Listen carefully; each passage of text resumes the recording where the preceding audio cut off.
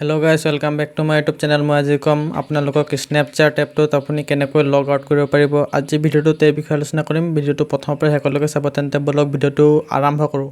প্ৰথমতে আপুনি আপোনাৰ মোবাইলত স্ন্যাপচ্যাট এপটো আপুনি ওপেন কৰিব। ওপেন কৰা হোৱাৰ পিছত আপুনি লেফ্ট সাইডৰ ওপৰত এইটো প্ৰফাইল আইকনটো চাবলৈ পাইছে।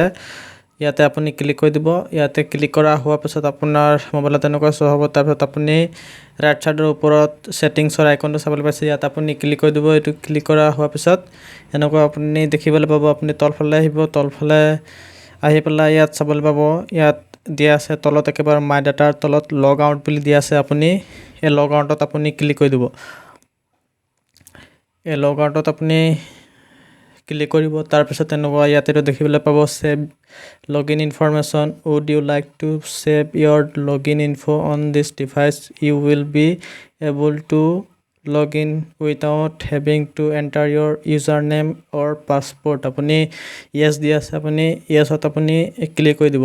য়েছত আপুনি ক্লিক কৰা হোৱাৰ পিছত ইয়াত দেখিবলৈ পাইছে are you sure you want to log out. আপুনি লগ আউটত আপুনি ক্লিক কৰি দিব। লগ আউটত আপুনি ক্লিক কৰা হোৱাৰ পিছত আপোনাৰ স্ন্যাপচ্যাট এপটো লগ আউট হৈ যাব।